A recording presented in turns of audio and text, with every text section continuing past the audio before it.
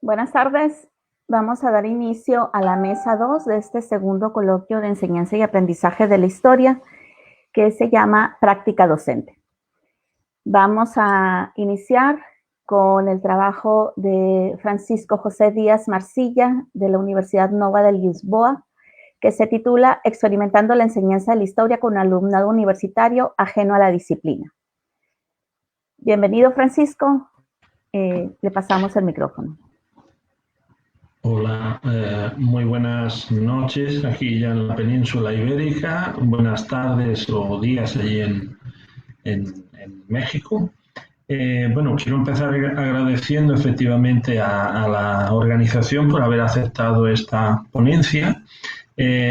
Voy a ceñirme, digamos, a la lectura del texto. No tengo PowerPoint, así que no hace falta compartir pantalla ni nada.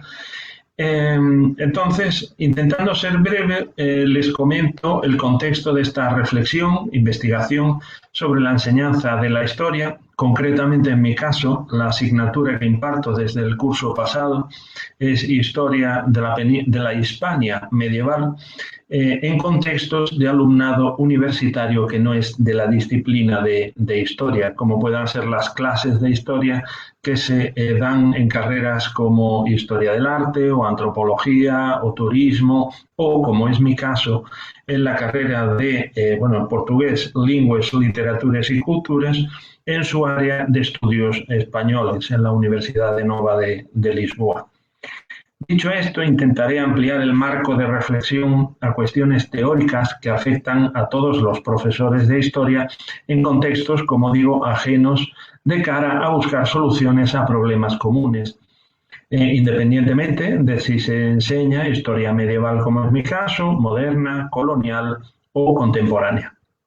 En este sentido, los problemas y soluciones se podrían dividir en dos grandes bloques, que son el que afecta al alumnado y el que afecta al profesorado.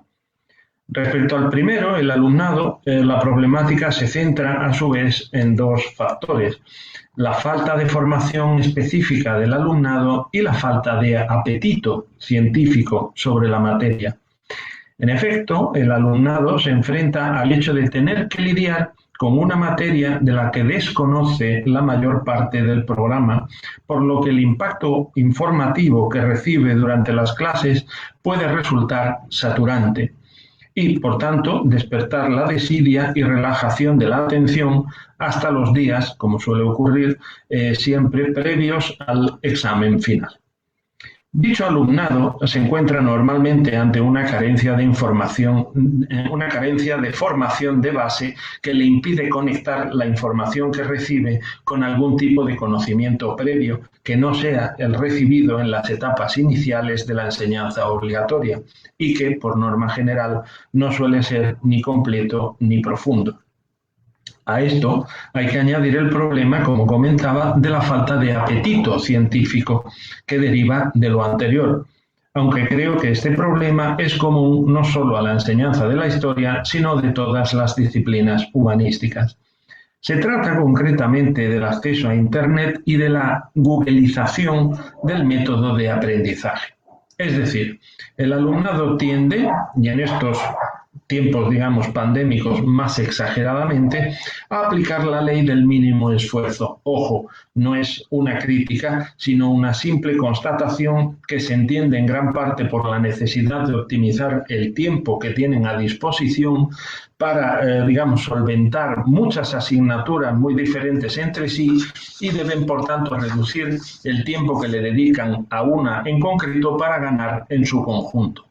Antiguamente esto se traducía en la búsqueda de un manual salvaexámenes, entre comillas, al que se hipotecaba la asignatura entera. Actualmente el alumnado busca instintivamente en Google u otros motores de búsqueda lo que haya disponible sobre un tema, encontrando principalmente blogs que pueden o no pueden ser científicos, normalmente no suelen serlo, o herramientas de difícil gestión como la Wikipedia.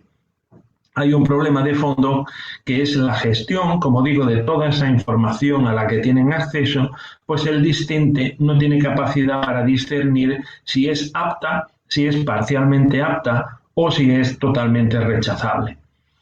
Un breve inciso sobre la Wikipedia es que personalmente creo que es una herramienta útil para la aproximación a un tema histórico, pero difícilmente fiable dada su autoría anónima y múltiple, encontrando algunas entradas muy recomendables junto a otras muchas que son nada o poco fiables. El gremio de historiadores en este caso debería, creo, de aprovechar esta herramienta a nivel global para crear una Cliopedia que funcionase a nivel educativo y con garantías. El trabajo, por lo tanto, sobre la motivación del alumnado es fundamental, ya que las asignaturas de historia en carreras ajenas a la disciplina suelen ser vistas como un escollo, a pesar de que precisamente su origen es el de complementar la educación en una etapa formativa, en una carrera concreta. Una de las maneras para conseguir esa motivación será el recurso al trabajo autónomo y el debate en clase, para fomentar, por un lado, con el trabajo autónomo, el pensamiento crítico sobre la historia, pensamiento crítico que después va a servir y va a ser un aliado para el resto de estudios dentro de la carrera, y por otro, someter las propias ideas a las de los demás a través del debate. En lo que respecta, ahora cambiando, a los problemas que enfrenta el profesor, caben reseñar tres tipos: problemas de capacitación, problemas de explicación y problemas de evaluación. Así pues, respecto a los primeros, el historiador, me estoy refiriendo al historiador de profesión, pues no siempre hay, historiadores que se dedican a la enseñanza de la historia.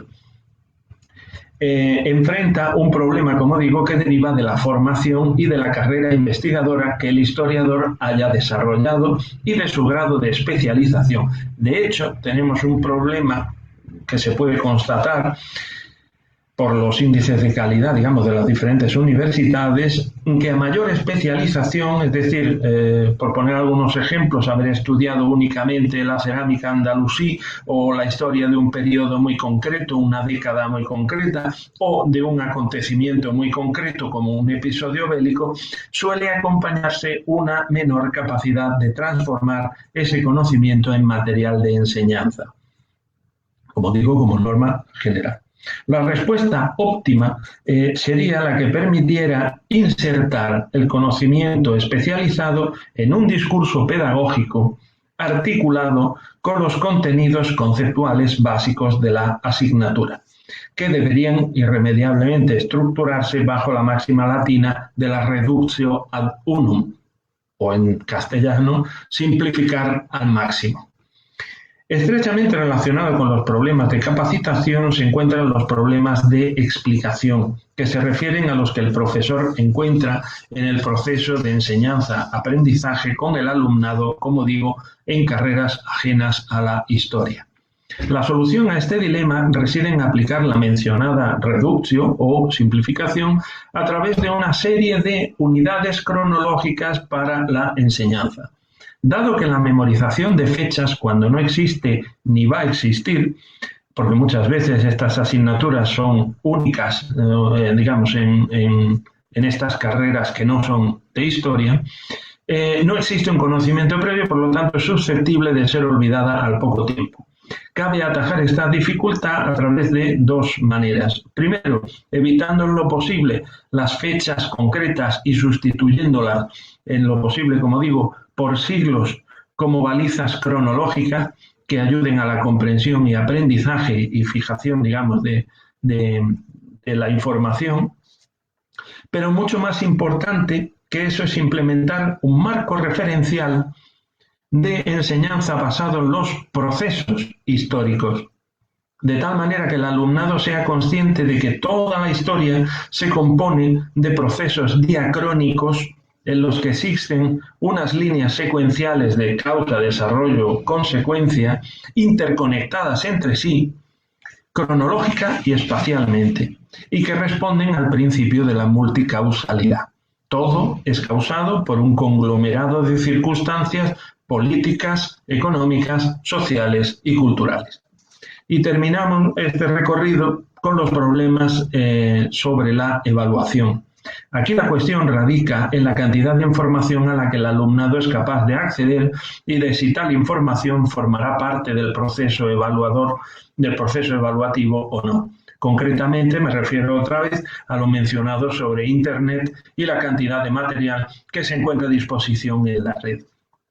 Si antes de la pandemia ya era un problema en ciernes, en estos tiempos donde el acceso a las bibliotecas y a los manuales, por lo menos en España y Portugal, está complicado. Normalmente los manuales además no se encuentran disponibles online, se ha reducido notablemente y en algunos casos se ha reducido a la nada. El problema, por lo tanto, se ha recrudecido y aumentado. Es por ello que la labor docente, tanto en la distancia como presencial, se hace crucial. Entonces, ¿cómo evaluamos? Especialmente en contextos virtuales, como digo, asignatura de historia. Ya no es válido el criterio de tendencia memorística de redactar un tema concreto para demostrar haber asimilado lo que fue explicado en clase o lo que aparece en algún capítulo del manual recomendado. Hay que buscar fórmulas que refuercen el análisis crítico del alumno, que no solo les obligue a reformular la información recibida a través de la comparación, lo que se ha comentado o ha comentado el profesor en clase o online, con lo que encuentran en Internet.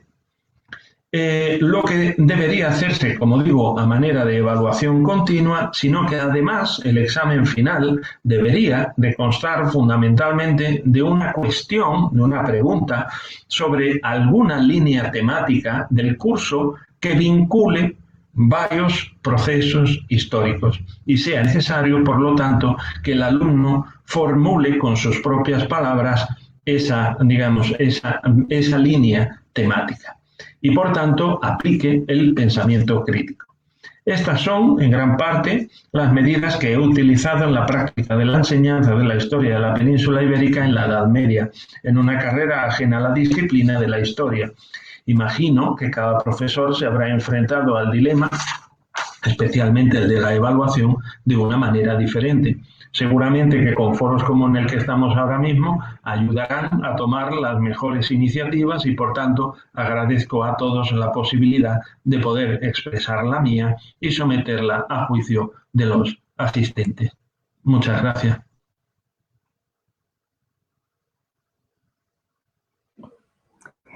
Muchas gracias por tu participación, Francisco José.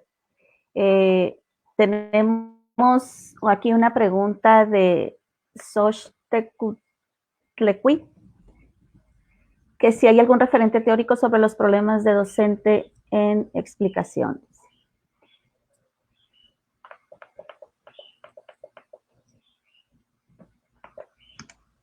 Pues gracias por la pregunta. En los referentes explicativos o de explicación, como comenté,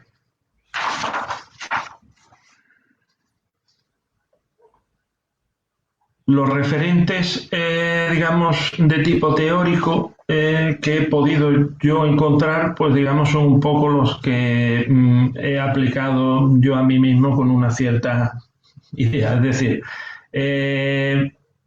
por lo menos en lo que yo he manejado no he encontrado una explicación concreta sobre la cuestión de cómo simplificar, digamos, la enseñanza de la historia. A mí lo que me ha dictado, digamos, la experiencia es que mientras más simplificado sea el contenido de lo que se está explicando en clase, más receptividad hay por parte del alumnado y menos, digamos, problemas tienen después a la hora de interconectar las secuencias cronológicas. Supongo, porque también es verdad que no conozco toda la producción que hay sobre la cuestión de la explicación, supongo que habrá algún estudio más concreto sobre el tema. En este caso, como la ponencia era más bien sobre la práctica docente, me he limitado también a exponer lo que en mi caso, digamos, he tenido que solucionar, ¿no?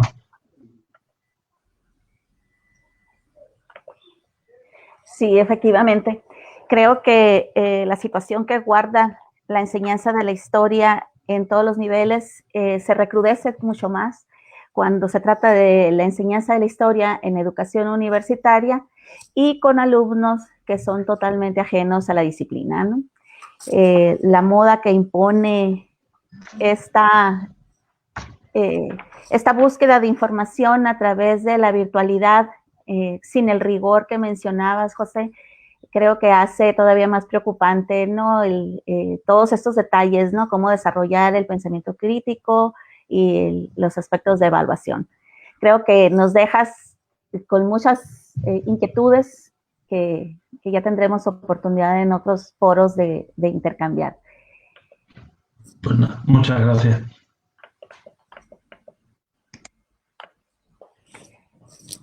Muy bien, pues continuamos, agradecemos a Francisco José Díaz Marcilla y continuamos con Sealtiel Enciso Pérez del Instituto de Estudios Universitarios de Puebla con su ponencia titulada Rescate de la historia local en el libro de texto de tercer grado de primaria. Adelante, Sealtiel. Gracias, muy amable.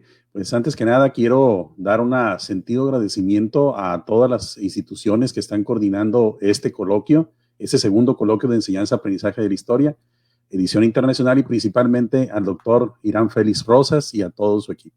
Felicidades. Inicio con mi ponencia. El libro de texto La entidad donde vivo, tercer grado 2020, educación primaria, un vacío en la enseñanza de la historia. En el desarrollo de este escrito se pretende exponer la importancia que tuvo en la enseñanza de la historia de educación primaria el que se permitiera a las entidades federativas el incluir el legado cultural de su gente a través de milenios, con el propósito de fortalecer la identidad local de sus niñas, niños y jóvenes. Lamentablemente, en la publicación de la versión 2020-2021 del libro de texto gratuito La entidad donde vivo, impreso y distribuido por la Secretaría de Educación Pública en cada uno de los estados de la Federación, esta conquista tan anhelada fue suprimida, reduciendo hasta su mínima expresión la historia de cada uno de los estados de esta grande República Mexicana, provocando con ello que las futuras generaciones de ciudadanos, ahora en formación de educación básica, queden marginados en su estructuración identitaria local con todas las graves consecuencias que esto acarreará. La importancia de la enseñanza de la historia en los sistemas educativos iniciales, educación básica lo llamamos en México, es algo en lo que todos los países del mundo se han puesto de acuerdo, no así en su metodología o en la perspectiva de lo que se debe de abordar en las aulas. Lima y otros nos dice que los niños y adolescentes de hoy requieren comprender lo que acontece en el mundo en que viven, conocer el porqué de sus constantes cambios y sus diversos problemas sociales, políticos, económicos y culturales. Para ello, es necesario voltear la mirada al pasado para encontrar respuestas. Generalmente los alumnos piensan que el presente es el único que tiene significado. Sin embargo, es importante hacerles notar que el presente es producto de un pasado y por ello, la enseñanza de la historia adquiere relevancia, pues aporta los conocimientos, desarrolla habilidades y valores que facilitan la búsqueda de respuestas a los integrantes del mundo actual. En el caso de la educación mexicana, el enfoque que se ha definido para la enseñanza de la asignatura de la historia es a través de la formación del pensamiento y la conciencia histórica. Entendidos estos, bajo la siguiente consigna que queda establecida en el actual plan de estudios. Mediante el aprendizaje de la historia, los alumnos comprenden hechos pasados, explican sus causas y consecuencias, sus cambios y continuidades a lo largo del tiempo y su influencia en el presente. Gracias a ello, no solo conocen la ubicación temporal y espacial de los grandes procesos y sucesos históricos, también van conformando su identidad individual y colectiva mediante el conocimiento de la cultura propia y la de otros pueblos del país y del mundo. Ahora bien, en el transcurso del tiempo, los enfoques que han permeado la enseñanza de la historia han sido por lo menos tres. Enfoque tradicional, el enfoque progresista y el enfoque crítico reflexivo. El primero se tiene como finalidad la transmisión y acumulación de conocimiento por parte del alumno. Su carácter es por lo general informativo. En el enfoque progresista, la acción del alumno es aplicar las leyes de la ciencia para la construcción del conocimiento histórico. Sin embargo, la finalidad que se busca es el dominio del método de análisis de los hechos históricos, además de la memorización de fechas y acontecimientos. Finalmente, el enfoque crítico reflexivo se define como una reflexión sobre el conjunto de la sociedad en tiempos pasados, con el objeto de enseñar a comprender cuáles son las claves que residen detrás de los hechos, de los fenómenos históricos y de los procesos. Es precisamente sobre este paradigma que se sustenta la perspectiva metodológica de la enseñanza de la historia de la educación primaria mexicana. Como podemos apreciar, el que los alumnos sean los sujetos centrales de la construcción y deconstrucción de los hechos históricos desde las edades más tempranas, los va preparando, en primer lugar, para estructurar las nociones temporoespaciales, tan necesarias para ubicar los acontecimientos en una línea del tiempo. Y en segundo lugar, pero no menos importante, para que comprendan las causas que le dieron origen a los hechos del presente y en general en cada una de las etapas de la humanidad. Es por ello que en el planteamiento curricular de la enseñanza de la historia en educación primaria se iba tejiendo una estructura coherente que enlazaba por un lado los procesos cognitivos naturales de los alumnos y por otro la inserción de experiencias pedagógicas que nutrieran su pensamiento histórico. Lo anterior queda claramente descrito por Lima y otros de la siguiente forma. En primer y segundo grado, la educación primaria en la asignatura de exploración de la naturaleza y la sociedad, se retoma la historia personal, familiar, del lugar donde vive el niño y de su escuela. Busca fortalecer el conocimiento de sí mismo, la interacción con los demás y su relación con el medio natural y social. En tercer grado, en la asignatura Estudio de la entidad donde vivo, se busca que las niñas y niños, a partir del desarrollo de competencias geográficas e históricas, adquieran conocimientos, desarrollen habilidades y fortalezcan actitudes para estudiar su entidad desde la perspectiva histórica y geográfica, mediante los cambios en los paisajes y las formas de vida a través del tiempo. En cuarto grado, se inicia el aprendizaje de la historia de manera específica. En este grado se pretende que los alumnos profundicen en la historia de México desde el poblamiento de América hasta la consumación de la independencia, pasando por la conquista, con el fin de que desarrollen una visión amplia de las sociedades prehispánicas y virreinales que les permitan reconocer las raíces multiculturales del México actual. El curso de quinto grado se enfoca en el estudio del México independiente hasta los albores del siglo XXI. Y en sexto grado, el curso de historia está centrado en el estudio de la vida del ser humano desde la prehistoria hasta los inicios del siglo XVI, es decir, desde su aparición hasta el encuentro de América y Europa. En el entramado antes descrito se puede apreciar el esfuerzo que hicimos millones de docentes de la República Mexicana para que dentro de la enseñanza de la historia en la educación básica se incluyeran contenidos denominados como locales o estatales. Lo anterior obedeciendo a demandas añejas y muy válidas por parte de historiadores y luchadores sociales que amaban y aman profundamente los estados donde nacieron y que defendieron la necesidad de que la niñez, juventud, conociera la historia de sus comunidades antes de diluirla entre una historia nacional e internacional, tan necesaria de conocer como lo eran los conocimientos de la historia estatal. Sin embargo, el lograr este anhelo no fue algo fácil, y para ello es necesario remitirnos a los años 80, en donde se fue gestando esta inquietud de la inclusión de temas de historia local y estatal. Si bien es cierto que antes de la década de los 80s, algunos estados de la República Mexicana, por iniciativa propia, habían elaborado monografías que opcionalmente se trabajaban en algunas escuelas, la legislación existente no prescribía este tipo de acciones. Sin embargo, sí obligaba a que en las aulas se estudiara la historia nacional para pero partiendo de los pueblos y culturas originarias del centro del país, tal como si no hubiera existido otras culturas en toda la extensión de nuestra república o que sus logros no fueran merecedores de ser conocidos. Es común, por ejemplo, que los alumnos de Yucatán y Campeche conocieran mejor la historia de los aztecas que la de los mayas, o que en Sonora se supiera una gran cantidad de datos de los toltecas y tarascos, ignorando datos de los yaquis y seris. Es así como se llega al año de 1992, en que frente a una realidad insostenible, no solo en el terreno económico y social, sino en el educativo, el gobierno de aquel entonces decide iniciar una consulta a las entidades federativas y al Sindicato Nacional de Trabajadores de la Educación, la cual desemboca en la firma del Acuerdo Nacional para la Modernización de la Educación Básica.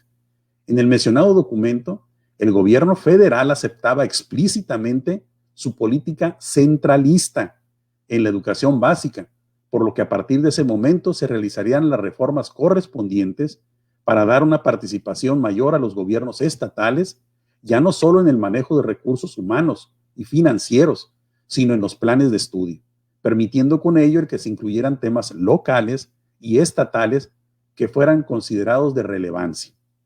Lo anterior fue respaldado con cambios legislativos, como fue la promulgación de la Ley General de Educación y la formulación de un nuevo plan y programa de estudio para toda la educación básica. Lo anterior también repercutió en la creación de nuevos libros de texto. Con este gran paso, no solo los docentes de cada uno de los rincones del país, sino la comunidad de historiadores y demás ciudadanos orgullosos de sus orígenes y culturas tradicionales que les fueron legadas por las culturas nativas de sus estados y las sucesivas generaciones de hombres y mujeres que persistieron en formar los pueblos y ciudades que hoy dan realce a sus estados, nos sentimos tomados en cuenta y felices de que a nuestra generación de niñas y jóvenes se les informara y o realizara la pertenencia identitaria de su estado. Lamentablemente, en el transcurso del año 2020, se empezó a gestar una modificación del único reducto de la historia local o estatal que quedaba en la educación básica, en donde se buscaba como objetivo final la reducción a su mínima expresión de la historia de su estado. Como producto de lo anterior, en la tercera semana del mes de diciembre de 2020, se inicia con la distribución del libro a la entidad donde vivo, el cual se utiliza en el tercer grado de la educación primaria.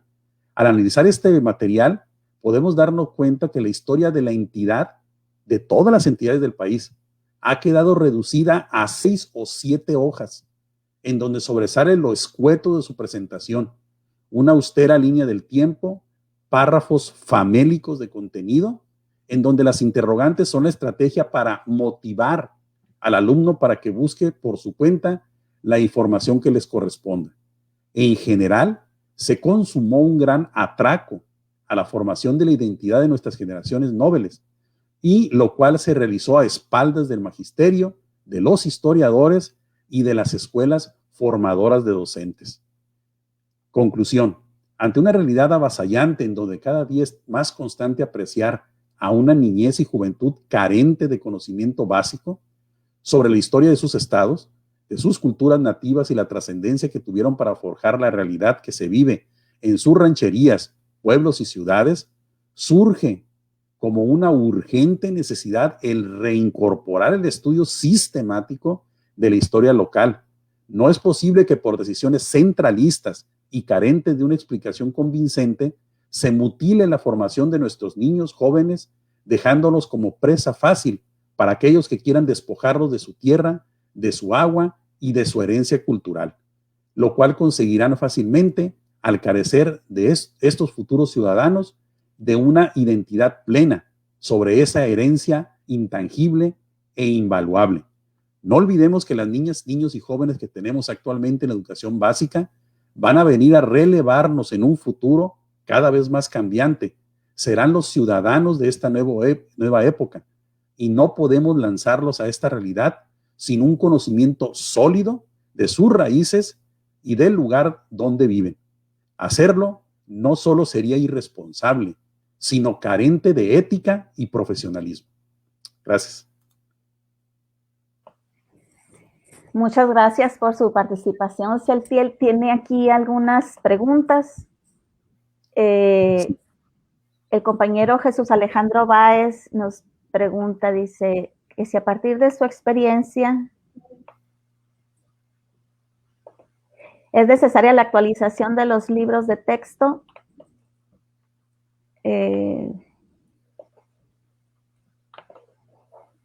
para la integración de, como lo menciona usted, del pensamiento y la conciencia histórica, cómo integrar la historia local en los contenidos como historia local regional o ambas como microhistoria o ambas. Ok, de hecho, los libros de texto están en constante análisis, en constante revisión. El grupo de historiadores, obviamente las consultas a los docentes, hacen que se vaya depurando, se vaya dejando contenidos que realmente son funcionales y de impacto en los alumnos y obviamente incluir esos aspectos de las microhistorias, de los hechos históricos analizados a la luz de los últimos descubrimientos. Lamentablemente en este caso, en la educación básica, se ha eliminado las historias locales. En un momento voy a poner la página de la Comisión Nacional de Libro de Texto Gratuito aquí en el chat para que cada una de las personas que nos están viendo de los diferentes estados del país revisen el atraco que hicieron con los libros de texto de sus estados. En Chiapas, inconcebible, en grupos étnicos que tienen una gran tradición y son muchísimos, prácticamente en 7 páginas, 3 hojas y media, quedó reducida toda su historia. Entonces, yo considero que sí es importante y de hecho se estuvo haciendo el dejar de lado el considerar a la historia o el trato de la historia en la escuela de educación básica como monografías. Ya se estaba realizando con un enfoque, como se menciona en la fundamentación del plan de estudio, con un enfoque crítico, analítico. Sin embargo, esto que se hizo en el mes de diciembre, producto de un trabajo de todo el año 2020, ¿no? Fue realmente un despojo de la historia estatal. Y aquí a colación viene otra pregunta que dice que si cuáles serían las consecuencias a largo plazo, ¿qué consecuencias a largo plazo tiene el hecho de la reducción de los contenidos en la entidad donde vive? Muchísimas y muy graves. Y lo voy a poner con un ejemplo bien concreto. Hace unos años, cuando salió a la luz pública que parece ser que una imagen muy típica y muy tradicional de México había sido registrada como dentro de marca registrada por un país extranjero, muchos se sorprendieron y dijeron, bueno, ¿cómo es posible que nadie haya hecho una reconsideración sobre ello? ¿Cómo es posible que tal lugar que ha tenido tanta relevancia, una pintura, una escultura, etcétera, ahora esté en manos de extranjeros? Pues pasa precisamente porque a nuestros niños, niñas y jóvenes no se les enseña el valor que tienen, si se puede llamar de cierta manera, tener un valor en económico, monetario o en diferentes situaciones, nuestras pinturas rupestres, nuestras tradiciones, nuestras creencias. De tal manera que así como está ahorita planteado el libro de texto, donde eliminan la historia local, nuestros próximos ciudadanos, estos niños y niñas que están ahorita en educación primaria y secundaria, van a crecer y va a llegar de repente alguna potencia extranjera, alguna persona acaudalada y le va a decir, oye, ¿cuánto cuesta ese monumento que está ahí? ¿Cuánto cuesta esa casa que está ahí? Y como ellos no conocen ni la historia, no conocen todo el esfuerzo que hicieron cientos de generaciones para tener esta cultura, estas que tenemos en nuestros lugares, en nuestros estados, van a decir, pues, ¿cuánto me das por ella? Entonces, esa es la magnitud del impacto negativo que va a tener la eliminación de la historia local.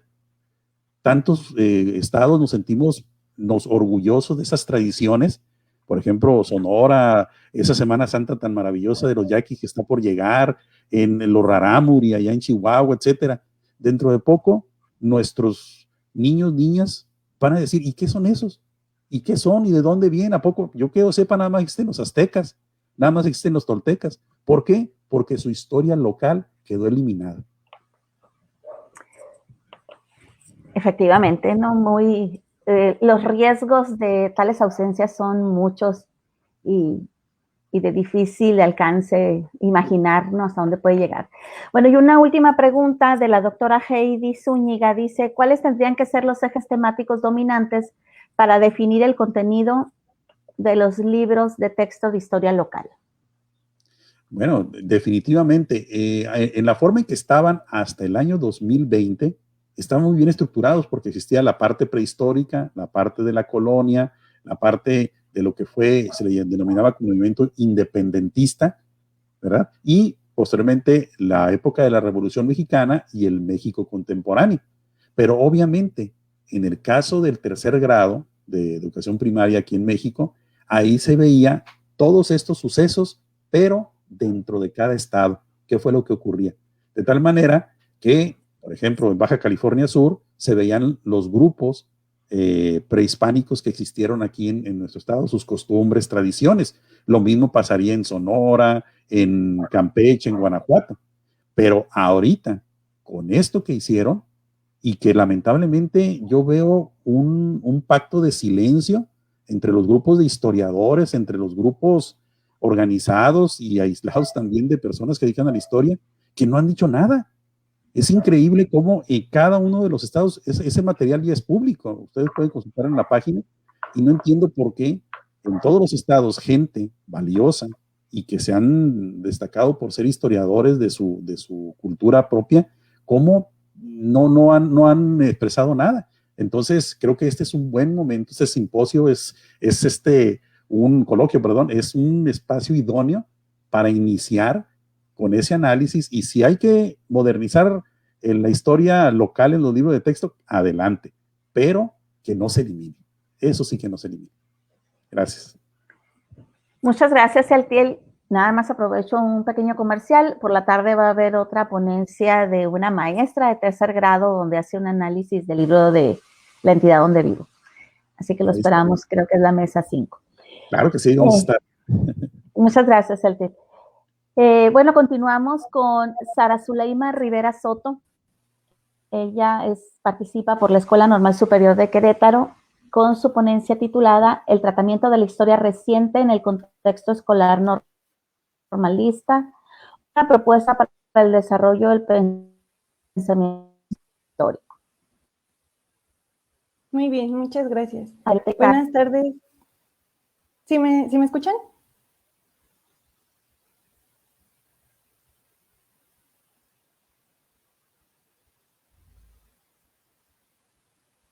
¿Sí se escucha y se ve en mi pantalla? Sí, te escuchamos y sí se ve en pantalla tu presentación. Ok, es que se me fue un poco la señal. Bueno, pues muchas gracias por la presentación. También quiero agradecer a las instituciones que estuvieron organizando este coloquio por abrir el espacio. Y pues bueno, como ya se comentaba, el título de la ponencia es El tratamiento de la historia reciente en el contexto escolar normalista, una propuesta para el desarrollo del pensamiento histórico. Lo que se presenta el día de hoy es el avance o los resultados que hemos tenido hasta el momento en un plan de intervención que se hizo para mi proyecto de tesis de la maestría en educación en la Escuela Normal Superior de Querétaro. Entonces, bueno, la historia reciente parte del entendido de que el presente es parte constituyente del objeto de estudio de la historia y por lo tanto esto significa que le vamos a otorgar un estatuto epistemológico y vamos a estar entendiendo al pasado como recuerdo, al presente como una necesidad y al futuro como expectativa, como bien mencionaba Koselleck. También Julio Aróstegui, bueno, menciona que la historia reciente es una nueva forma de conciencia histórica en el que se busca dotar de inteligibilidad al presente mediante el pasado. Podemos decir que la historia reciente son estos procesos en curso, esta historia vivida, estos procesos sociales que nos impactan directamente y que, bueno, como historiadores, como estudiantes, como profesores, vivimos de una forma cotidiana. Se van a agregar algunos elementos de análisis como son el testimonio, la memoria o las memorias en resistencia y la demanda social. Otra categoría de análisis muy importante dentro de la historia reciente pues va a ser la coetaneidad, que Julio Aróstegui define como estos acontecimientos coyunturales que marcan el fin de una época y le dan paso a otra. Por lo tanto, nos van a ayudar a delimitar nuestro campo de acción, sobre todo en cuestiones temporales. Sara, disculpa, te interrumpo. Sí. No sé si estás avanzando tu presentación, seguimos viendo la primera diapositiva. Sí, sí la sigo avanzando. ¿Ya se puede ver?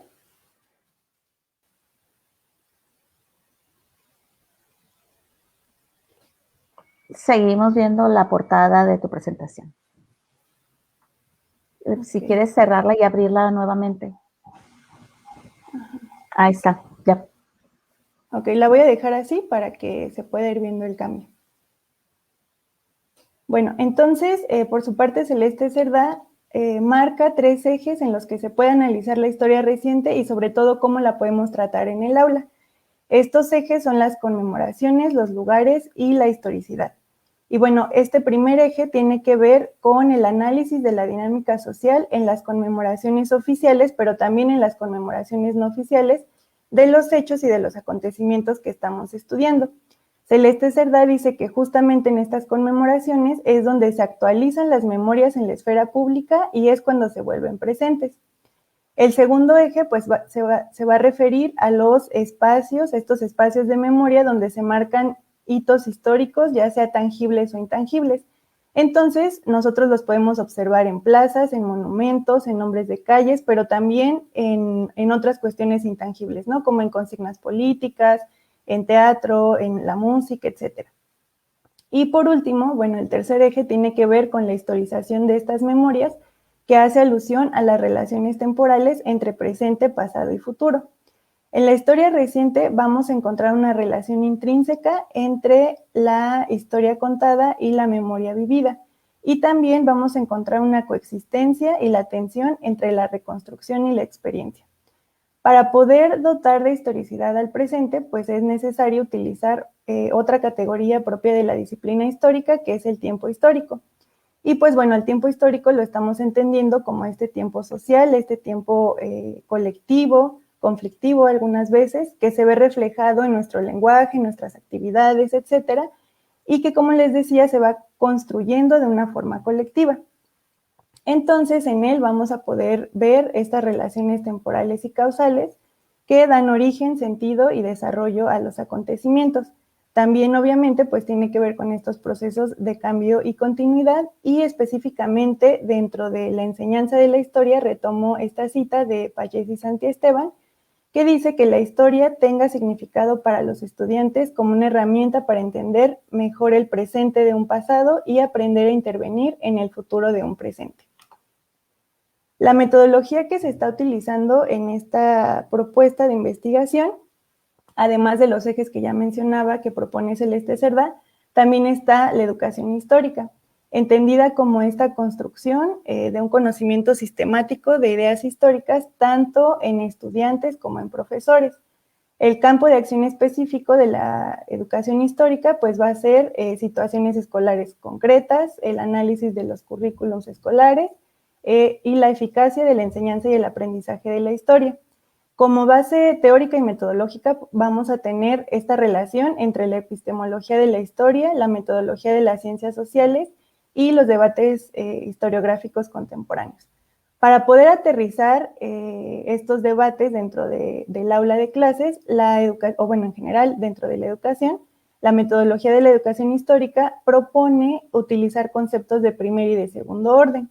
Los conceptos de primer orden, pues los vamos a estar entendiendo como estos conceptos sustantivos, que de hecho muchos de ellos vienen desde las ciencias sociales, como poder, revolución, etcétera, y que tienen que ver específicamente con el contenido.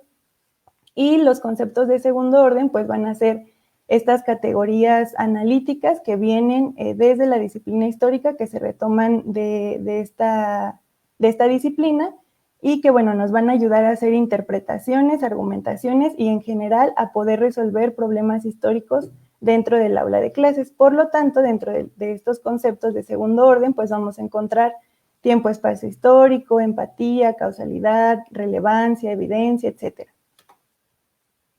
El contexto en el que se estuvo aplicando este plan de intervención, como ya les comentaba, es en la Escuela Normal Superior de Querétaro, en la licenciatura en Educación con especialidad en Historia, que es del plan de 1999, y también con la licenciatura en Enseñanza y Aprendizaje de la Historia en Educación Secundaria, que, bueno, vino a ser resultado de las mallas curriculares del 2018. Se estuvo trabajando con 29 estudiantes, futuros profesores de historia, todos ellos, de entre 18 y 35 años de edad. Entonces, el trabajo que se estuvo realizando tuvo como resultado 4 productos en específico.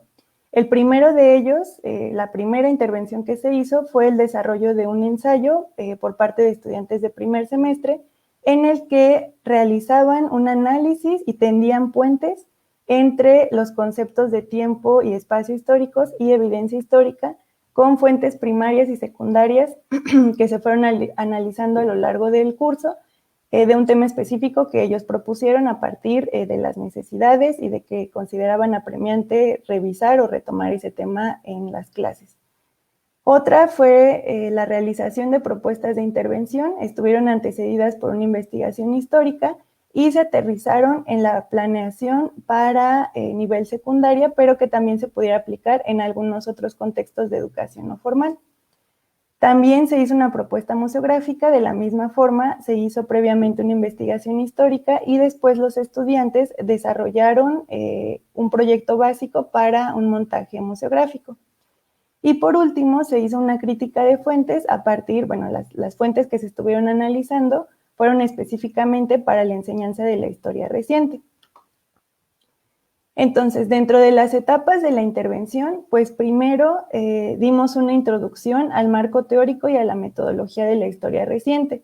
Trabajamos conceptos como la historia, el tiempo histórico y obviamente la historia reciente. Y al final de este ejercicio se les hizo estas preguntas a los estudiantes. En el desarrollo de los proyectos, aquí me parece muy importante decir que no le dimos relevancia en sentido teórico o metodológico a los conceptos de primer orden, o bueno, obviamente en las investigaciones se hizo, pero los temas se eligieron a partir de cómo lo propone la metodología de la historia reciente, a partir de las necesidades, de los cuestionamientos, de las interrogantes que los estudiantes le hacen a su propia realidad social, como les decía, los acontecimientos, a los procesos sociales por los que están transcurriendo para poderles dar respuesta a partir de una perspectiva histórica. A partir de estos temas que se eligieron, se hizo una investigación y pues bueno, obviamente se trabajó con fuentes. Algo que también es necesario recalcar es que, bueno, los productos, a excepción del primero, que fue un ensayo, se les pidió que fueran aplicables tanto en la educación formal y no formal, es decir, que se pudiera ver de manera tangible cuáles eran los resultados que estaban obteniendo, las propuestas que ellos podían hacer a partir de las investigaciones que estuvieron haciendo. Aquí recopilé algunas citas de lo que los estudiantes normalistas contestaban a las interrogantes que se les hacían. Por ejemplo, en cuanto a la pregunta de qué es la historia, este estudiante nos contesta: considero que la historia es esa reflexión que hace el hombre sobre sus acciones, específicamente sobre esas que lo han traído al tiempo en donde está. La historia es la recapitulación de la experiencia humana.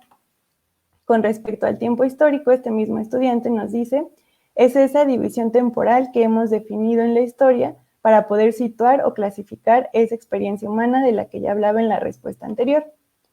Y con respecto a si se puede historiar el presente y por qué, otro estudiante nos respondió: por lo mismo que mencioné en un principio, no solo estudiamos al hombre, sino cómo éste deforma su espacio. Es indudable que en el presente existen cambios al medio. Además, como decía Koselleck, podemos estudiar la experiencia y el horizonte de expectativa, en lo cual podemos poner como punto inicial el estudio del presente. Bueno, dentro del desarrollo y estos temas que se estuvieron eligiendo, se abordó el levantamiento del Ejército Zapatista de Liberación Nacional, la desaparición de los 43 normalistas de Ayotzinapa, el año de 1994 y las coyunturas históricas que representó para el país, la música y cómo se veía reflejada pues, en diferentes procesos sociales, también de la historia reciente, la migración, el feminismo, los feminicidios, la transición política del 2018, algunos movimientos sociales en América Latina, las fake news y el narcotráfico. Como les decía, después de esto se hizo una investigación en la que se propuso la clasificación, el análisis, la evaluación y por último poder resolver un problema histórico, es decir, poder dar respuesta a preguntas de investigación que los estudiantes elaboraban de forma autónoma a partir de las fuentes. Entonces, además de las fuentes que tradicionalmente podemos utilizar para el estudio de la historia, estuvimos trabajando con 3 fuentes específicas, que fueron los testimonios orales, el periodismo y la fotografía. Y pues bueno, los 4 productos que ya les mencionaba al principio. De este lado podemos ver algunas fotografías o capturas de pantalla del trabajo que se estuvo haciendo con los estudiantes. Esta, por ejemplo, es una fotografía del levantamiento que se hizo para el montaje de la exposición museográfica. De este lado, antes de que iniciara la pandemia, pues bueno, pudimos hacer un análisis de las fotografías como fuentes para la enseñanza de la historia reciente. Acudimos al museo, una exposición fotográfica. De este otro lado está ese balance de fuentes que hacíamos. Acá también es parte de la exposición y esta es parte de una secuencia didáctica que se planteó justamente, como les decía, con el tema de la desaparición de los 43 normalistas de Ayotzinapa y pues bueno, lo que se esperaba obtener con esta propuesta de intervención. No podemos hablar aún de consideraciones o reflexiones finales, pero pues bueno, definitivamente lo que hemos notado hasta el momento es que los estudiantes normalistas, futuros profesores de historia, sí han estado desarrollando ciertas habilidades, ciertas capacidades cognitivas propias del pensamiento histórico, sobre todo las que tienen que ver con el análisis de las relaciones sociales y temporales y de actitudes que lleven a la reflexión y cuestionamiento de la realidad. Y también me parece muy importante decir que ha sido un trabajo compartido.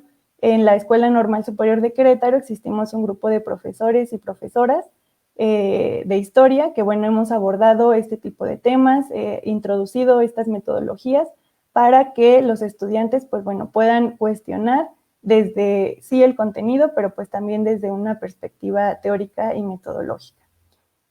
También podemos decir que para aterrizar estas posibilidades en la enseñanza de la historia reciente es necesario discutir el concepto del tiempo y el uso que hacemos de él en la historia.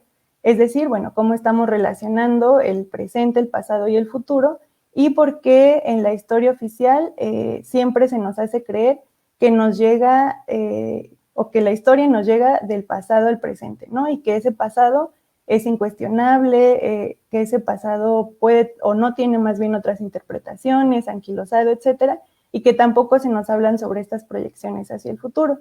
Entonces, esto nos debe hacer cuestionarnos nuestra tarea como historiadores, nuestra tarea como docentes y repensar, ¿no? ¿Qué es lo que estamos escribiendo? ¿Qué es lo que estamos enseñando? ¿Qué narrativas históricas estamos construyendo con nuestros estudiantes?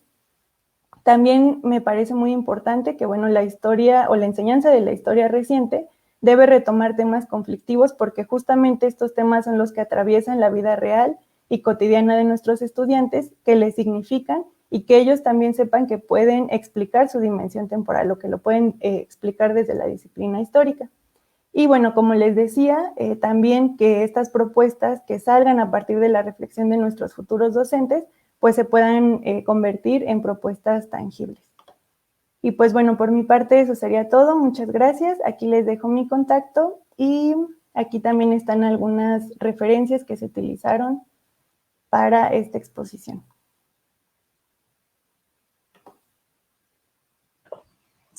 Muchas gracias, maestra Zuleima.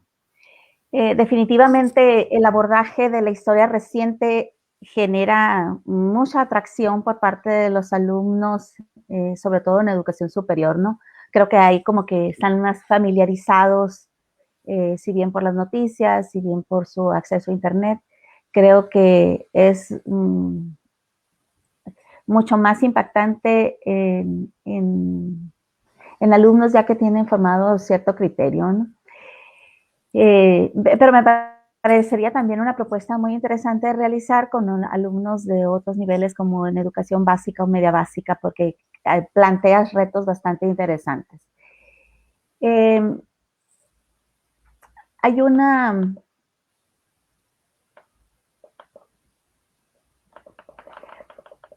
Pues no hay todavía ninguna pregunta respecto a tu tema, pero a mí me parece...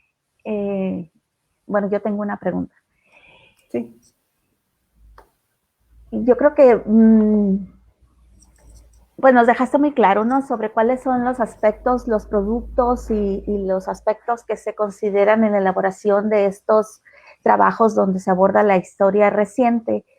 Y sobre todo las temáticas que incluyeron me parecen bastante interesantes, de que los alumnos empiecen a tomar una postura frente a esos hechos tan avasalladores, creo, ¿no? En el devenir histórico de nuestro país. Pero hay algo aquí que me llama la atención, ¿no? Que hablas acerca sobre el desarrollo del pensamiento histórico. Así, en palabras muy concretas, ¿cómo miden o cómo midieron ustedes en esa propuesta el desarrollo del pensamiento histórico? Si el alumno tiene tal, si hizo tal, ¿cómo se hace esa medición del desarrollo del pensamiento histórico? Bueno, pues definitivamente categorías como pensamiento y conciencia histórica, pues sabemos que son habilidades cognitivas que no se dan de un día para otro, que se van desarrollando paulatinamente y que además son difíciles de medir, ¿no? No podemos decir qué tanto tiene de pensamiento histórico un alumno, si tiene 0, si tiene 10 en el mismo. Sin embargo, como ya lo comentaba, se ha hecho todo un trabajo con los estudiantes de ambas licenciaturas por parte mía y también de otras y otros profesores.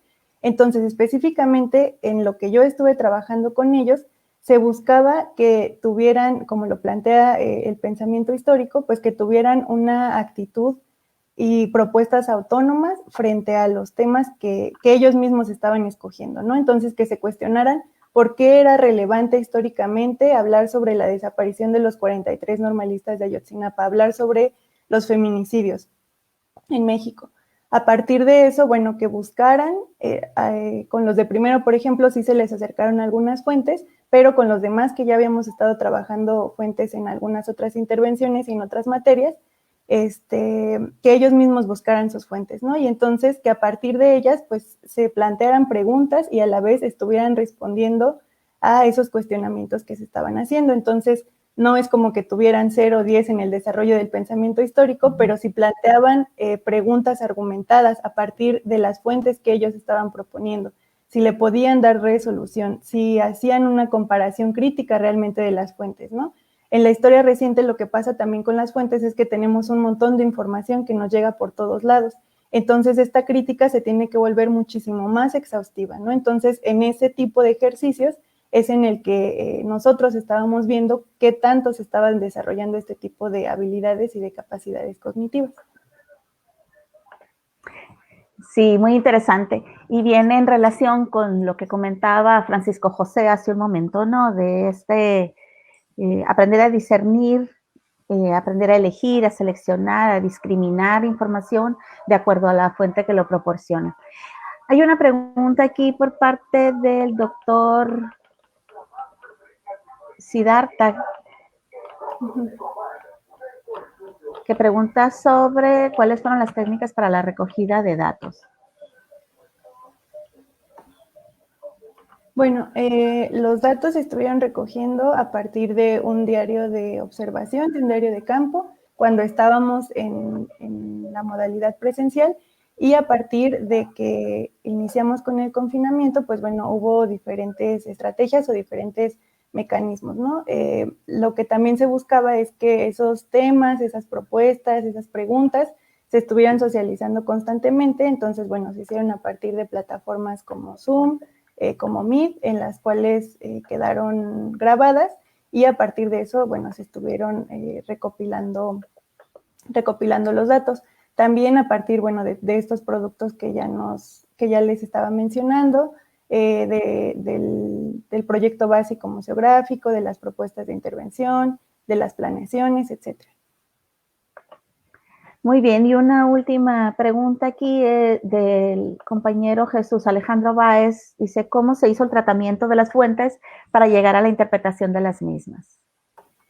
Bueno, el tratamiento de las fuentes, bueno, más bien la evaluación, el balance de las fuentes, se hizo a partir de la propuesta de María del Mar Estrada y se les hicieron algunas modificaciones que tuvieran que ver específicamente con la enseñanza de la historia reciente. Por ejemplo, les decía que en esta forma de hacer historia, pues tenemos un montón de información y un montón de fuentes que llegan de muchos lados, pero pues aquí hay que tener como especial cuidado y especial atención para saber pues cuáles son fidedignas y cuáles no, y también para compararlas. Entonces, bueno, con gusto te paso la propuesta de María del Mar Estrada y también las adecuaciones que se le estuvieron haciendo.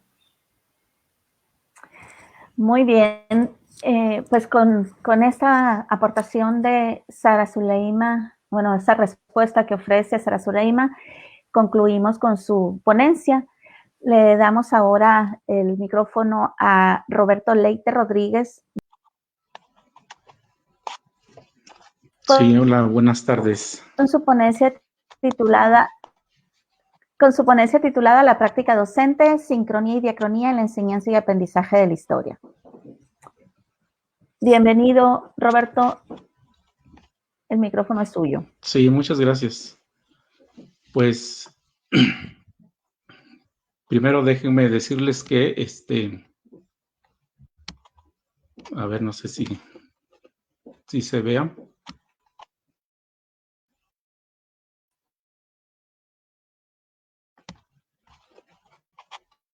No se ve, ¿verdad? Aún no. Como que ya se...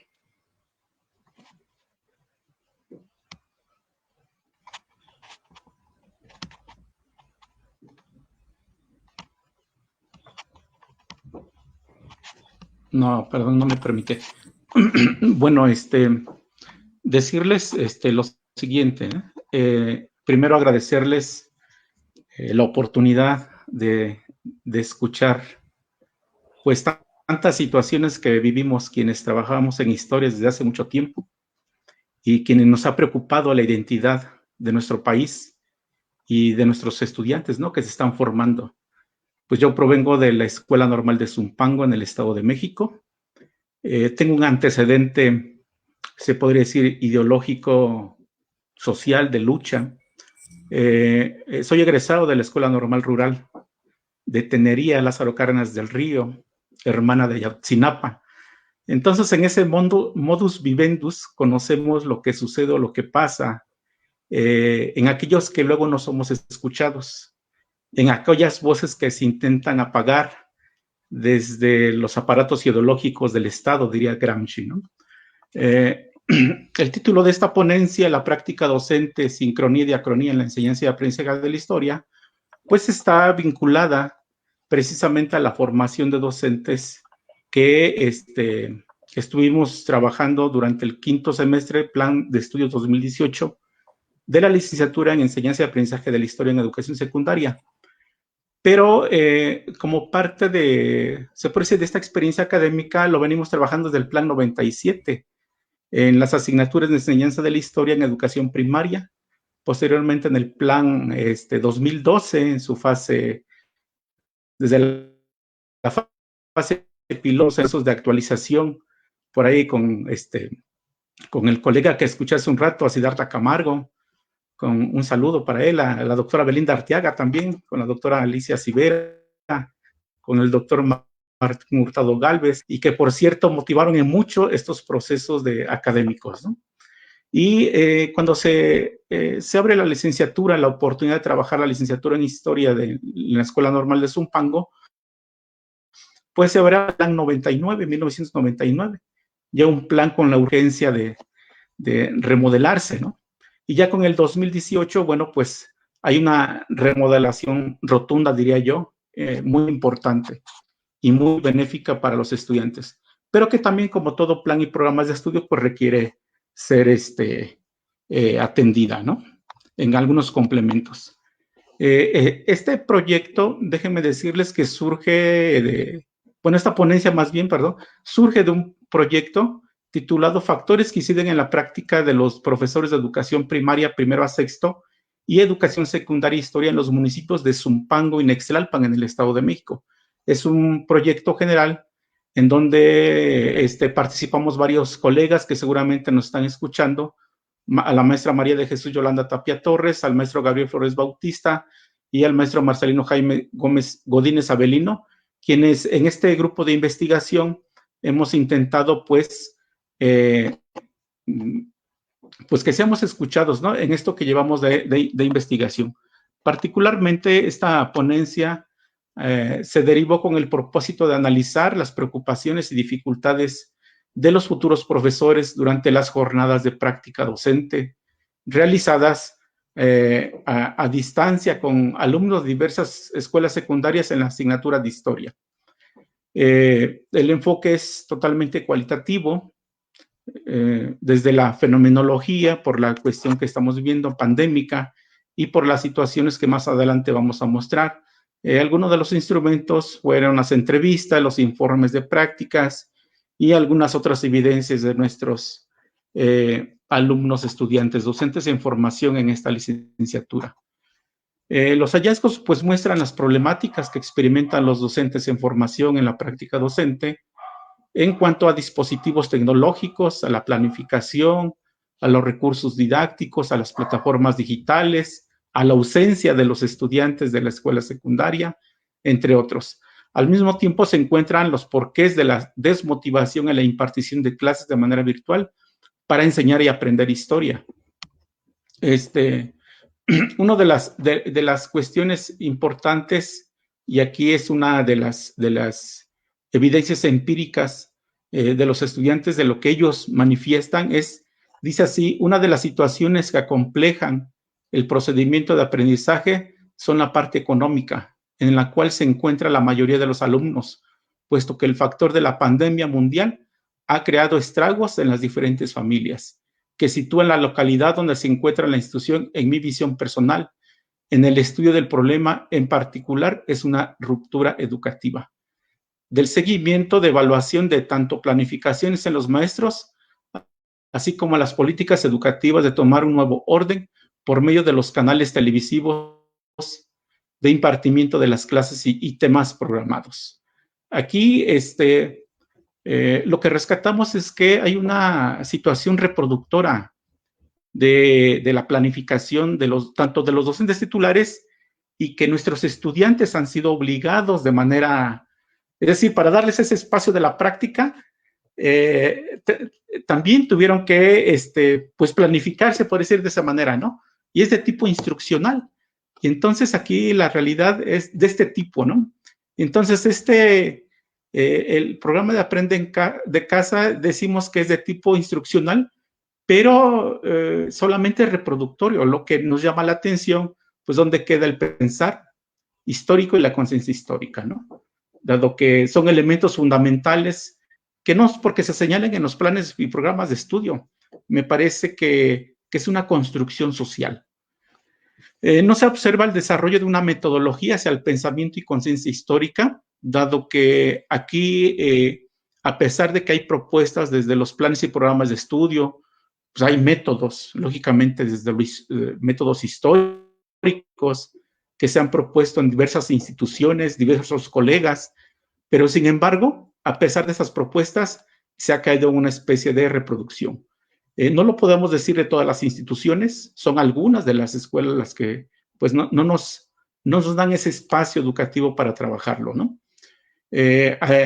Podríamos aducir que las que sí están trabajando de manera sincrónica, de manera diacrónica, permitiendo los espacios, precisamente y por lógica, son aquellos egresados de otras instituciones, egresados de historia precisamente. Y ellos comprenden las metodologías y han adaptado los procesos académicos con nuestros estudiantes. Entonces aquí, por ejemplo, la metodología de situación-problema que viene propuesta en los planes y programas de estudio de la INDA Longeville, y pues prácticamente no, en su mayoría no se llevan a cabo. Otro de los elementos sustanciales que ha afectado esta situación de nuestros estudiantes en las cuales nos han manifestado son las cuestiones del Internet. Ya en muchos espacios educativos se ha desmitificado esta situación de que se tiene la idea de que todos tienen las posibilidades. Pues no es así. La realidad es otra. La realidad es que la mayoría de los estudiantes pues no cuentan con Internet.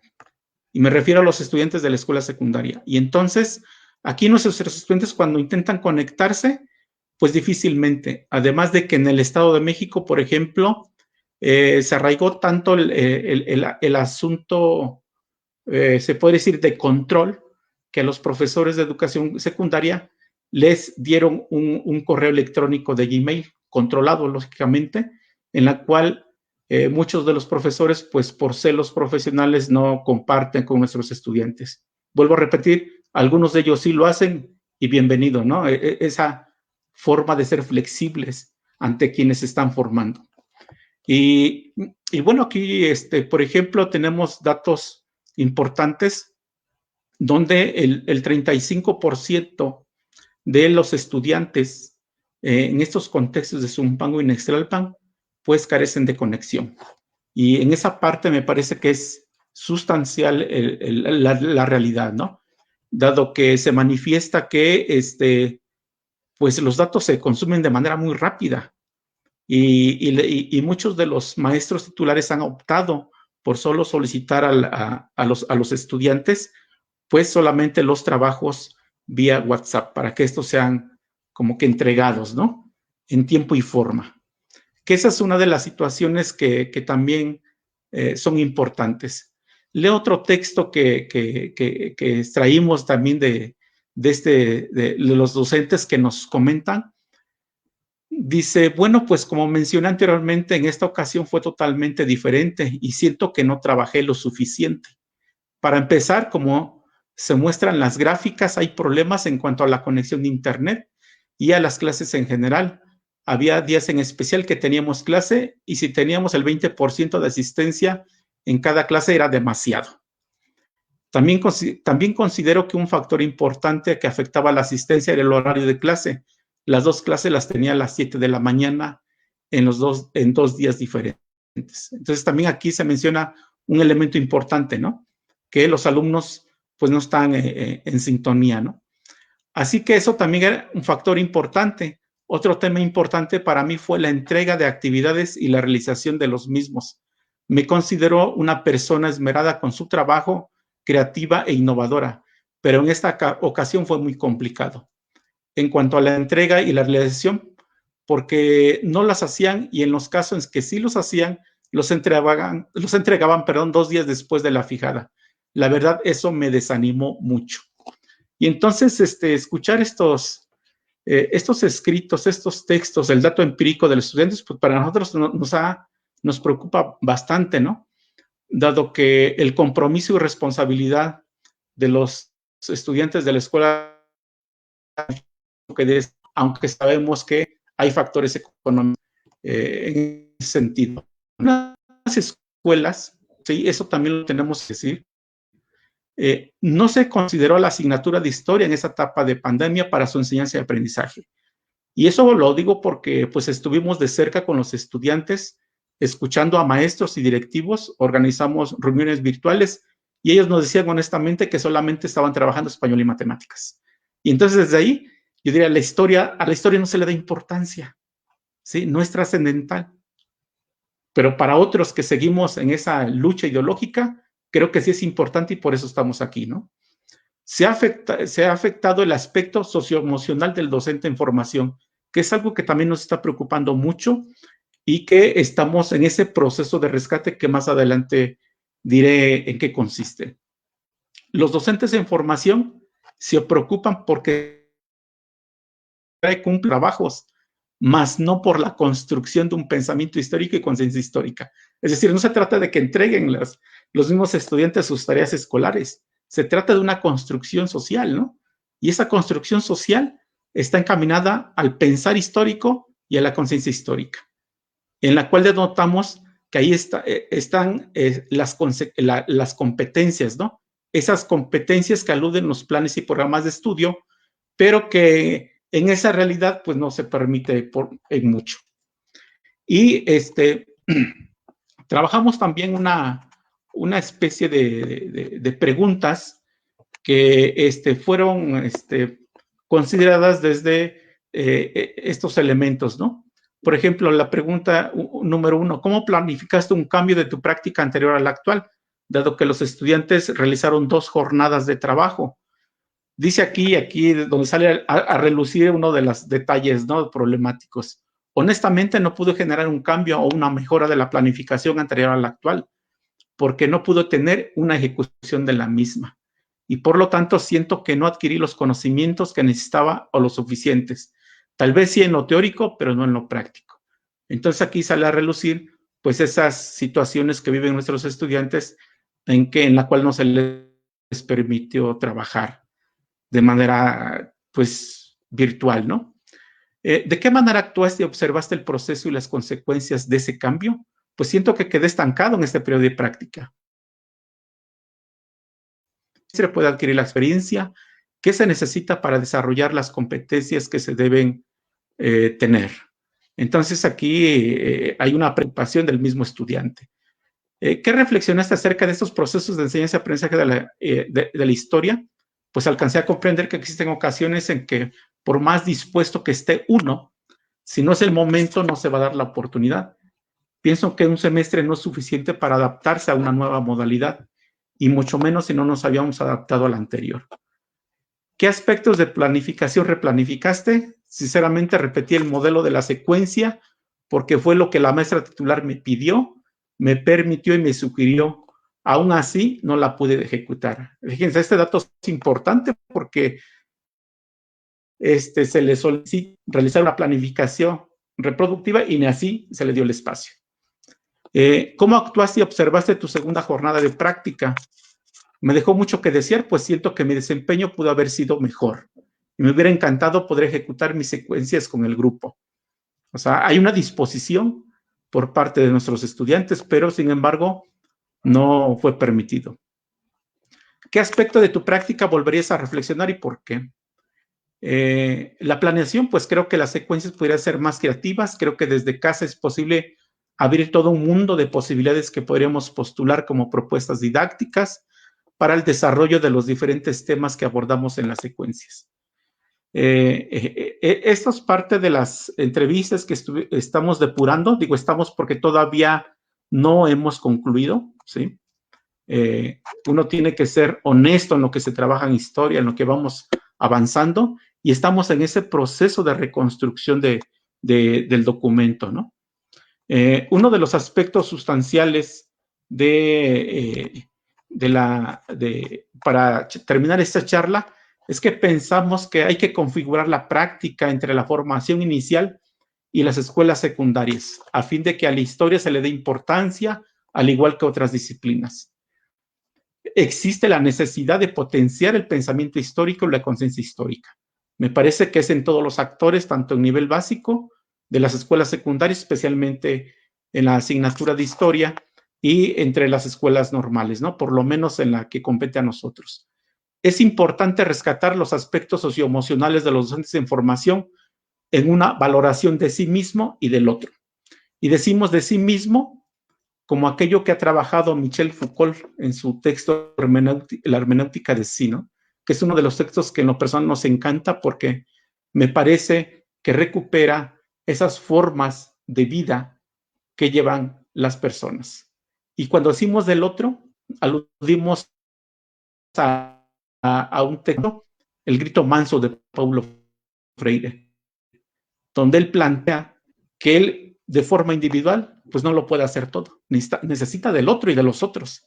Y en ese sentido me parece que nosotros como formadores estamos ante ese compromiso y esa responsabilidad de apoyar a nuestros estudiantes, porque si no, entonces, ¿qué futuro le depara a quien egrese, ¿no? ¿Cuál sería ese perfil, ¿no? ¿Qué competencias habría desarrollado y cómo estas se podrían trasladar hacia la práctica? Insistir en el uso metodológico de situación-problema y de otros recursos metodológicos, ¿sí? Y que ya se han mencionado por parte de varios colegas, ¿no? Que existen y que pudieran ser factibles de desarrollarse. Es importante desarrollar la adaptabilidad en la inicial. Me parece que nuestros estudiantes tendrán que desarrollar esa competencia y pues lógicamente que las competencias pues no se desarrollan por sí mismas, tendrán que construirse, ¿no? Y algo que hacemos énfasis en esta parte que me parece que es muy importante es que algo que estamos estudiando es que hay como que dos tipos de realidades, ¿no? Una realidad prescriptiva que nos condiciona, que no deja pensar, que no deja actuar, ¿sí? Pero una realidad que tiene que ver con que nos liberemos intelectualmente, ¿no? Donde los sujetos tomemos distancia de aquello que está condicionado y dado. Y entonces, en ese sentido, diríamos que esta realidad que es construida por el sujeto, me parece que es la oportunidad para desarrollar el pensar histórico y la conciencia histórica. Y bueno, y ver esos horizontes que tanto ha manejado Hugo Semmelmann, ¿no? También que yo también rescato de manera sustancial, dado que hay un horizonte deseable, pero también hay horizontes posibles. Y eso tiene que ver con formación normales, pero aún también como esto, sin ser reproductivo, tiene que ser construido desde su propia práctica, ¿no? Con diferentes recursos. Y entonces, en ese sentido, algo que podemos ir como que adelantando es de que ellos van a estar trabajando un proyecto integrador con diferentes cursos en las cuales estamos por ponernos de acuerdo, pero la idea es que nuestros estudiantes trabajen la historia local para animar y desarrollar que la historia es importante desde lo local y que los propios estudiantes tanto de la escuela normal como de la escuela secundaria, pues estén también en una construcción del pensar y conciencia histórica a partir de la investigación, de la disciplina. Eso me parece que es importante para el trabajo. Muchas gracias. Muchas gracias, maestro Roberto. Tiene aquí unas preguntas. El compañero Omar de la Rosa pregunta, ¿cómo se entiende la fenomenología desde el marco de su ponencia? Bueno, la fenomenología que abordamos desde Husserl, lógicamente mucho más que se ha desarrollado últimamente, pero pensamos una especie de estas situaciones o prácticas que suceden en la sociedad, en los sujetos, sucede en las comunidades educativas, ¿no? En el caso de nosotros, lo abordamos estas situaciones reales que están sucediendo en la práctica de los estudiantes y que nos compete a nosotros como formadores, pues atender esas situaciones, ¿no? No puedo generalizar que existen todos los espacios, obviamente que no, pero de los 10, por ejemplo, no les permitieron desarrollar su práctica. Entonces ese dato, pues trasciende, quieras o no, en un futuro de la formación, tanto inicial como a nivel básico, ¿no? Influye bastante, dado que nuestros estudiantes, pues tendrán que estar en una posición de este presente histórico, es decir, colocarse en esta realidad de lo que está sucediendo, desde la historia inmediata, podríamos decir, ¿no? Entonces, ahí es donde, desde ahí lo vamos abordando. Sí, definitivamente yo creo que una de las fortalezas del plan de las escuelas normales es precisamente ese periodo de prácticas, ¿no? Los periodos de inmersión en la práctica docente y ahora bajo este esquema del trabajo desde casa, pues limitó muchísimo la participación de los jóvenes. El doctor Siddhartha Camargo le pregunta que si a qué cree que se debe el rechazo por parte de los profesores titulares, cuáles fueron los argumentos que presentaron y que si tiene datos sobre ello. Sí, bueno, nuestros estudiantes, de lo que nos plantearon, lo que yo leí fueron algunos de los textos nada más, pero hay algo que llama mucho la atención, ¿no? Los maestros titulares lo que dijeron es que les importaba pues cumplir con las indicaciones de los directivos y de los planes y programas de estudio, ¿no? Entonces, con estos programas federales como Aprende en Casa, les pidieron que fuera así como que, pues, ahora sí que ejercitado o aplicado, pues, en todo su esplendor, ¿no? Y entonces, muchos de nuestros estudiantes igual cayeron en esa situación instruccional. Yo vi sus planificaciones, pues es que no nos permiten, trabajar de otra manera, ¿no? Entonces, tendremos que entrarle a este juego, a este juego yo diría que es reproductor, porque cuando uno observa los formatos que les compartieron, son puros cuadros donde dice, de tal hora a tal hora vas a ver la clase tal, y pues la evidencia o la tarea va a ser esta, ¿no?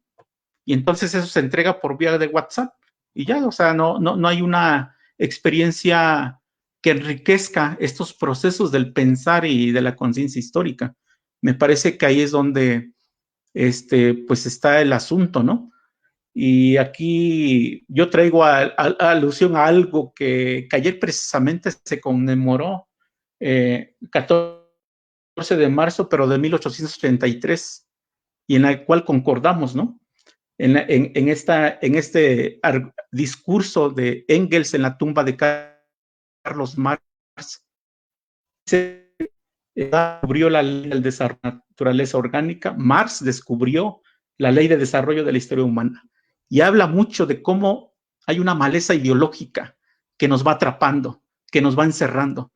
Y entonces, si no nos documentamos desde lo teórico, si no nos documentamos desde lo empírico, si no experimentamos otras formas de hacer y pensar la propia práctica, diríamos, estaríamos cayendo a lo mejor en una especie de conformismo, ¿no? Pero bueno, la realidad es esa. La realidad es que hay condiciones en la propia práctica y tenemos que liberar esas condiciones a partir de esos procesos de cuestionamiento, ¿no? Tenemos que cuestionar la historia, o sea, no nos podemos casar con las ideas de los personajes, ¿sí? De los héroes, y que ya por ahí mismamente Siddhartha y Belinda han cuestionado mucho, ¿no? A mí me parece importante esta parte de los espacios. Muchas gracias, Roberto. Tiene ahí algunos comentarios en el chat del Facebook. Felicitaciones y comentarios en relación a su trabajo. Muchas gracias por su intervención.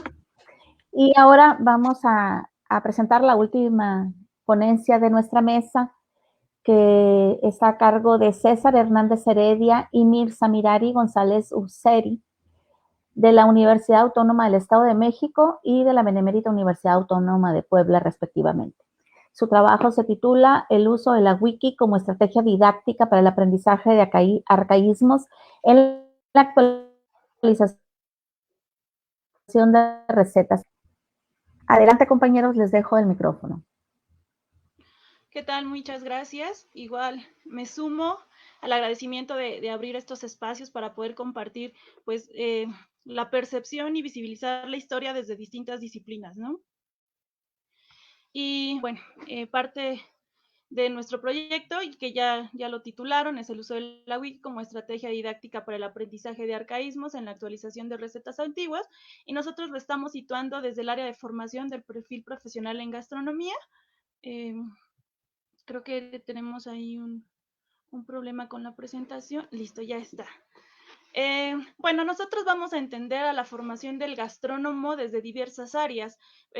Lo más reconocido, lo que tiene como más en el mercado se escucha más, son la producción de alimentos y bebidas, que son estas técnicas. También tenemos esta ciencia y tecnología que viene arraigado desde la composición físico-química de los alimentos, una planeación de los establecimientos gastronómicos que tiene esta raíz económico-administrativa, pero lo que el día de hoy nos centra aquí justo en este coloquio es el área social, que a veces está un poco olvidada. Entonces, nuestra área social se centra netamente con el área del patrimonio, entender a la gastronomía como este patrimonio cultural, pero que también está relacionado desde un marco histórico, desde entender la antropología alimentaria, la historia de la alimentación y cómo este devenir social y cultural pues va impactando también nuestro desarrollo en nuestro desarrollo profesional y en nuestra gastronomía.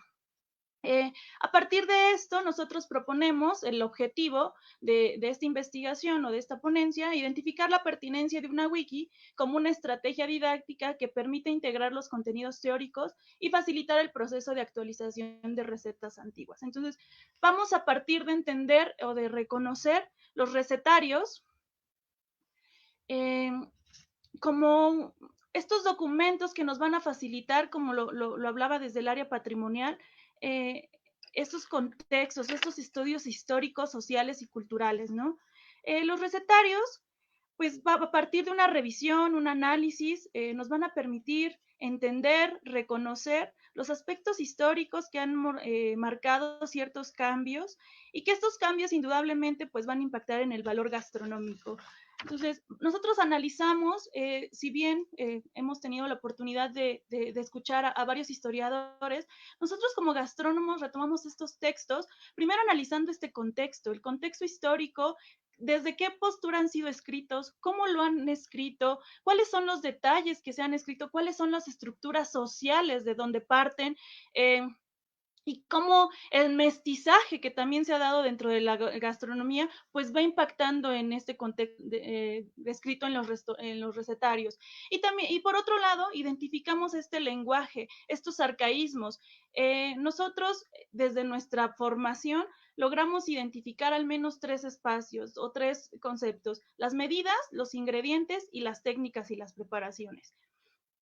Para poder generar esta propuesta, pues nosotros los vamos a apoyar del uso del wiki. Finalmente, como lo han mencionado en ponencias anteriores, la emergencia remota en la que nos encontramos en esta situación digital, pues ha permitido también tener uso de otras herramientas digitales.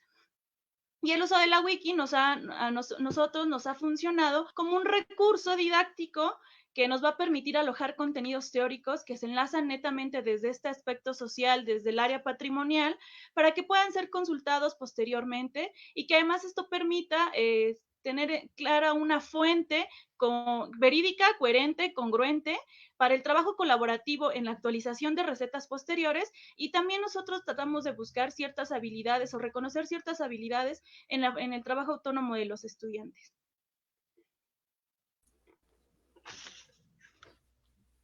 Y bueno, en cuanto a la cuestión de la metodología, sí, precisamente nosotros partimos del paradigma, bueno, de un paradigma cualitativo, ¿no?, a través de un estudio exploratorio, ¿sí?, el cual estuvo conformado, bueno, por 2 grupos del tercer semestre de la licenciatura en Gastronomía de la Universidad Autónoma del Estado de México, a los cuales, bueno, el semestre pasado me tocó impartirles la unidad de aprendizaje de Patrimonio Gastronómico Virreinal, ¿no? Entonces, bueno, estos 2 grupos fueron los sujetos de investigación y, bueno, también como técnica se utilizó el análisis de contenido justamente para hacer, ¿no?, precisamente el análisis de estos recetarios antiguos, que es la colección de recetarios antiguos de Conaculta, ¿sí?, y que, bueno, formaron parte de esta investigación. Básicamente fueron 6 pasos los que se siguieron, ¿no?, para la construcción, ¿no?, del producto que les estamos presentando. La primera fue justo la revisión de los recetarios, ¿no?, el contexto histórico en el cual se escribieron, ¿no?, dichos recetarios, que, bueno, para el caso de la unidad de aprendizaje, que es el periodo de la colonia, pues estamos hablando de 1521 a 1810, más o menos, ¿sí? Y que, bueno, después de ahí, ¿no? Bueno, se utilizaron 3 recetarios que se sitúan en esa época, que es el recetario novohispano, el recetario de cocina mexiquense de Dominga de Guzmán, y otro que es el de 2 manuscritos de cocina, que fueron los que se les proporcionaron a los alumnos. Después de eso, se siguió con la revisión de la metodología de actualización de recetas antiguas, ¿no? Que desarrolla Romero en el 2005. Sí, es una serie de 9 pasos para poder reinterpretar, ¿no? Darle una actualización a estas recetas de estos siglos, ¿sí? Y que, bueno, básicamente el trabajo presente está enfocado en la parte de la identificación de los arcaísmos, dígase ingredientes, técnicas, ¿sí? Y medidas, ¿no? de dichos ingredientes que se utilizan en las recetas, ¿no? Entonces, bueno, una vez que los alumnos escogieron sus recetas, se identifican los arcaísmos, los mismos alumnos recuperan esos arcaísmos e investigan en diversas páginas, ¿no? Diccionarios también o tesauros de arcaísmos de la lengua española, ¿sí? Para poder dar paso a esta construcción de la wiki, ¿no? La wiki se construyó obviamente pues en la plataforma bajo la cual nosotros estamos trabajando las clases en línea, que es Microsoft Teams. En esta plataforma, bueno, les habilité el blog de notas y en el espacio colaborativo, ¿sí?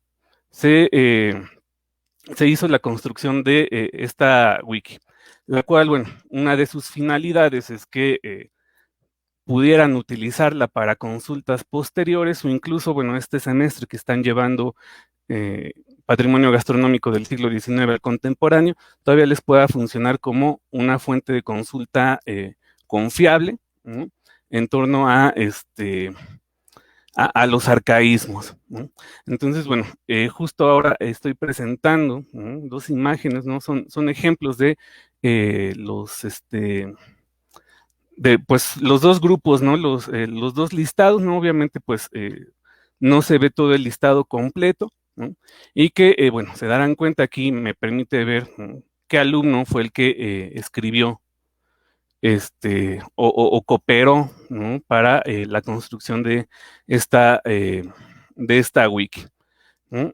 Que, reitero, esto funcionó en el blog de notas, en el espacio de colaboración del canal.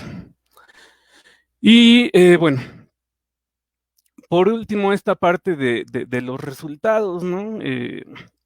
Si bien fueron 2 ejercicios que se hicieron, ¿sí? Aquí precisamente pues hay que reconocer justo la importancia que tienen las wikis en el desarrollo de trabajos grupales colaborativos, ¿no? Y cómo es que estas, bueno, ahora en esta nueva forma de trabajo, ¿no? Es que se mejora la construcción del significado y las relaciones de los estudiantes universitarios, ¿no? En este sentido, bueno, reitero, ¿no? Si bien fueron 2 ejercicios, ¿no? Cada alumno hizo de manera individual, ¿no? La búsqueda y la reinterpretación de una receta, ¿no?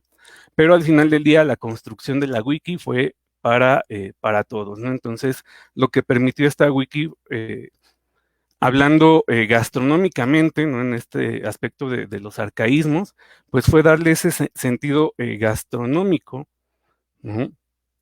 Al arcaísmo, ¿no? Porque hay varias palabras que tienen diferentes significados, ¿sí?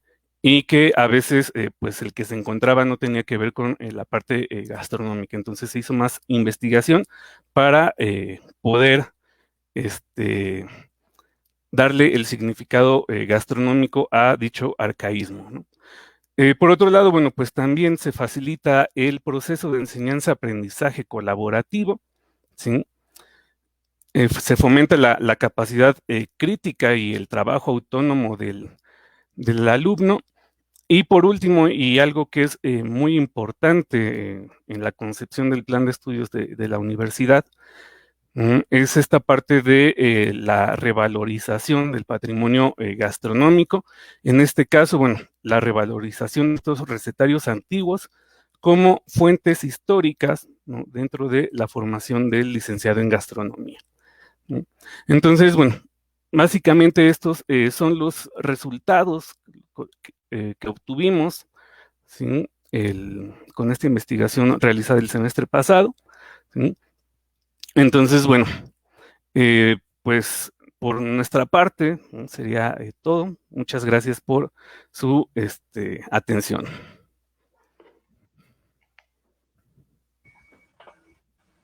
Muchas gracias, César y Mirza.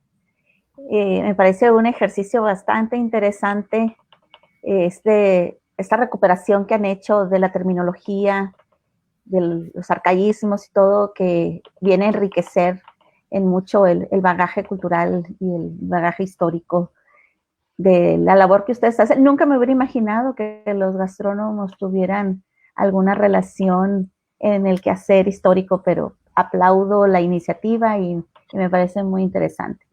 Tienen aquí un comentario una pregunta por parte del doctor Siddhartha, que dice que es muy interesante el proyecto. Que si pueden comentar cómo indagaron lo que los estudiantes pensaron del proyecto, si van a liberar la wiki para la consulta pública. Ok, gracias. Y parte de nosotros visibilizar esta área es justo eso, que se piensa que el gastrónomo está muy alejado del área histórica y realmente pues la cocina es parte patrimonial, ¿no? Entonces estamos ahí en esa simbiosis entre la parte histórica de la alimentación y bueno, en este desarrollo culinario actual. La actualización de recetas, como ya lo mencionó el maestro César, pues es importante a partir de la estructura de entender el recetario, comprender la receta, los arcaísmos y todo lo que conlleva a partir de la metodología del doctor Romero, que son 9 pasos. La esencia del gastrónomo también surge de crear, de conocer técnicas. Entonces, creo que cuando nosotros propusimos este proyecto, y sobre todo el maestro César que estaba frente a grupo, el que los chicos pudieran primero comprender el contexto de la receta y después actualizarla y pensar que estamos en el siglo XXI y generando una receta del siglo XVI, creo que fue parte fundamental de su motivación. El liberar la wiki, estamos proponiendo nutrirla con justo lo que mencionó el maestro César, de ahora los recetarios a partir del siglo XIX, porque se trabajaron siglo XVI al siglo XVIII, ahora está trabajando el maestro con siglo XIX actuales. Entonces yo creo que cuando tengamos esta ya división completa al menos de mayor cantidad de recetarios, y sobre todo que tenga un periodo más amplio, yo creo que sería un buen recurso didáctico para que pudiéramos liberarlo. No sé si el maestro César quiere aportar algo.